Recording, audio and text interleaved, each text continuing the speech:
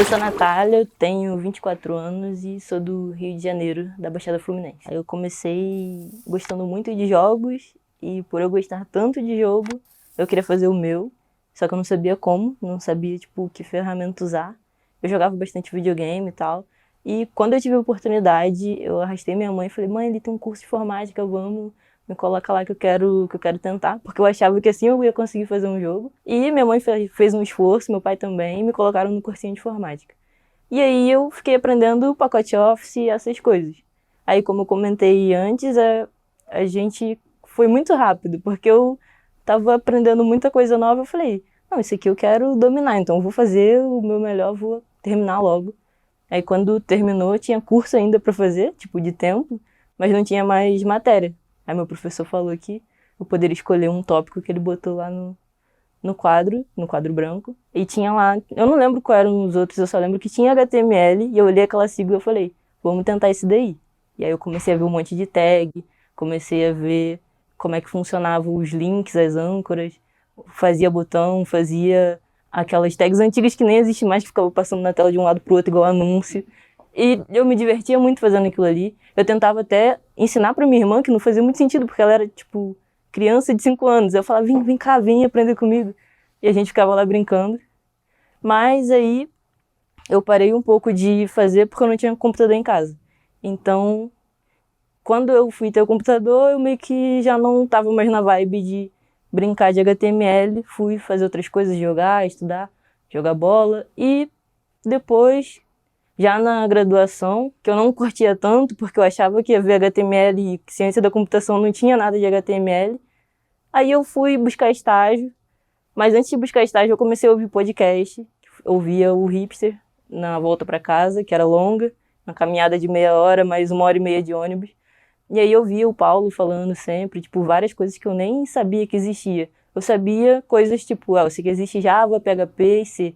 Aí ele falava de umas tecnologias que eu nunca tinha visto na vida e falava: "Nossa, vou pesquisar isso depois". Aí eu ficava procurando. Aí eu vi que o que eu gostava mesmo era front-end, e era na época que eu estava procurando estágio. Eu não, eu não filtrava os estágios por isso, porque eu precisava do dinheiro ali de uma forma rápida para me manter na faculdade. Mas quando tinha estágio de front-end, eu me dedicava mais ali na entrevista e tal, para conseguir a vaga. E aí eu consegui uma oportunidade, entrei como estagiária em desenvolvimento web, focada no front, e aí eu comecei a aprender de verdade, porque por mais que eu estudasse, usando no dia a dia e trabalhando em equipe, foi um crescimento exponencial. Então, eu estou estudando desde essa época, a parte de front, HTML, CSS, JavaScript. E é o que eu gosto de fazer.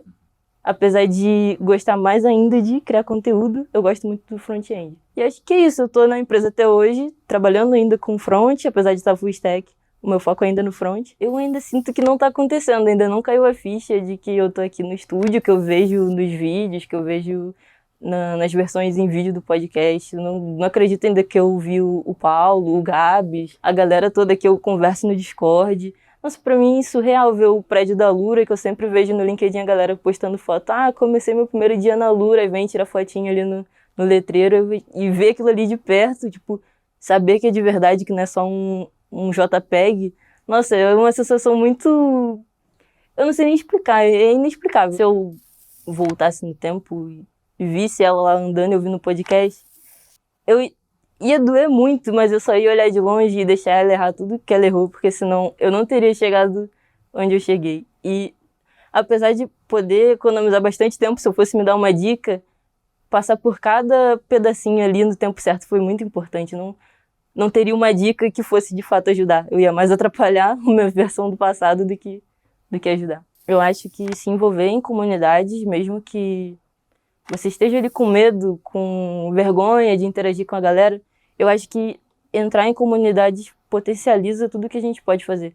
Porque às vezes a gente está com uma dúvida tão boba, que é tão boba que não chega nem a, sei lá, estar no fórum de algum curso.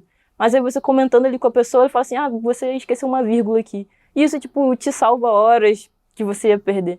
Então, ter ali o contato com outras pessoas, estudar junto com outras pessoas é algo que vai te facilitar na vida e também vai deixar mais prazeroso sua trajetória.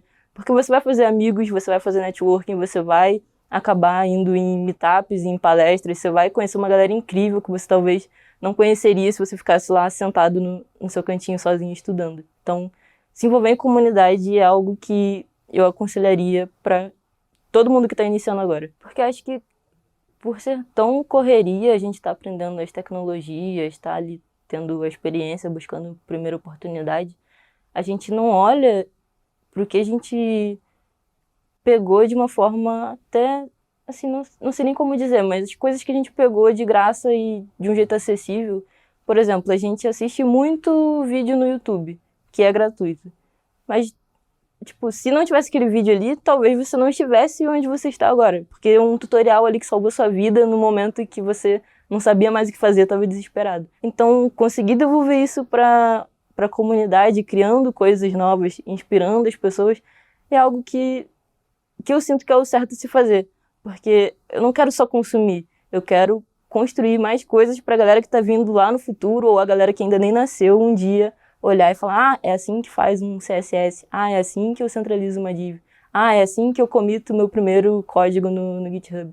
Então, eu acho que se todo mundo pensasse assim, mesmo que não grave vídeo, mesmo que você não faça um podcast, você fazer um postzinho ali, você compartilhar um projeto que você fez só lá no seu LinkedIn, já ajuda demais. Pode parecer bobo, pode parecer só uma mensagenzinha, mas aquilo me atinge de um jeito que eu fico feliz, eu vou trabalhar o dia todo feliz, pensando, tipo, nossa, ajudei uma pessoa.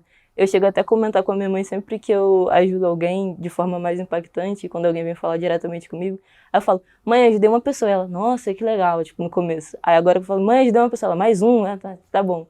Aí ela, mãe, ajudei outra pessoa, não sei o que. Ela, parabéns, parabéns. E ela já tá no automático, porque eu vivo trocando ideia ali com a galera, não só no Discord da Alura, mas em comunidades de tecnologia no geral. E eu sempre tento puxar essas pessoas para perto, porque às vezes as pessoas desistem por se sentirem sozinhas, por se sentirem abandonadas ali, porque tá achando que tá muito difícil, que aquilo não é para ela, e às vezes não é, às vezes ela só tá num momento difícil, ela precisa conversar. Às vezes nem conversar sobre código, mas você chama ali a pessoa, como é que tá seu dia, tá fazendo o quê? Aí depois você troca a ideia. Acho que isso muda a vida da pessoa, por mais que a gente não perceba na hora. Eu só tenho a agradecer por elas serem tão acessíveis, porque se não fosse por elas, muitas vezes teria dado tudo errado e eu não sei se eu teria me mantido na carreira de tecnologia. Desde coisas técnicas a coisas tipo, cara, como é que eu faço isso aqui se eu sou dev, alguma coisa mais da área de carreira mesmo, algum conselho de carreira. Então, essa galera que é acessível, que tá ali para contribuir, para ajudar a galera, eles são incríveis, eles têm o dom ali de te acolher de um jeito que, nossa, não tem nem como explicar. Às vezes eu sinto que o impacto, eu demoro a acreditar, porque pra mim, apesar de eu saber de tudo isso, quando alguém vem falar pra mim, tipo, nossa, eu parei de evitar CSS por causa dos seus vídeos, eu fico tipo, não é possível que essa pessoa, por causa de um videozinho de 30 segundos, parou e foi realmente estudar o que eu tava falando. Então, ainda tá demorando para eu assimilar o impacto que isso tem nas pessoas, mas está sendo cada vez mais comum vir comentários como esses. Por exemplo, acho que foi no TikTok, uma pessoa falou tipo, eu entrei em tecnologia por causa de você. Aí eu fiquei, mano, eu mudei a vida de uma pessoa praticamente, isso é surreal. Gratidão eterna, porque se não fosse lá os episódios de podcast, provavelmente eu estaria ainda odiando computação, querendo fazer qualquer outra coisa que não tivesse nada a ver com o computador. Talvez teria mudado para uma área que eu nem gosto tanto assim, mas que me daria menos dor de cabeça no começo. E se não fosse a Alura ali existir, tipo, em todo canto, porque depois que eu ouvi os podcasts, eu comecei a reparar no nome da Alura em mais lugares, quase como se ela estivesse se espalhando desde o momento que eu ouvi o podcast. Porque aí eu via um monitor falando, é que eu tinha uma apostila da Kaelon, aí eu usei para me basear no que eu passei para vocês. Aí eu via outra pessoa falando, eu tô estudando pela plataforma da Alura. Aí vinha outra pessoa, ganhei um livro da Casa do Código. Eu comecei a ver, tipo, que a Alura tava em todo lugar e eu não sei explicar o quão grata eu sou, porque, de fato, mudou a minha vida. Eu desistiria fácil da computação se não fosse o hype que eu peguei ali ouvindo os podcasts. Aconselharia ela entrar lá na plataforma e ficar espantada com a quantidade de coisa que ela teria acesso, porque quando eu olhei a quantidade de cursos, eu não acreditei que era aquilo tudo para uma assinatura só. Porque vai desde coisas que eu preciso na programação do front-end a coisas como eu vi que eu precisava depois para fazer vídeo. Tipo, tem aula de edição de vídeo, tem aula de como você montar um podcast, tem aula de como editar áudio, tem aula de como fazer pixel art. Então, tipo, por mais que eu goste de front-end, eu gosto muito de ter acesso a essas outras coisas, porque eu não sei quando eu vou precisar, mas eu tenho lá para quando eu precisar. Então, ter essa gama inteira de áreas cobertas, eu acho que é algo muito vantajoso para uma assinatura de curso. Então, não é todo curso que tem isso, né? Você assina ou um curso de UX, ou um curso de front-end, ou um curso de back-end. Então, ter tudo junto ali na mesma plataforma, eu acho que é a maior vantagem.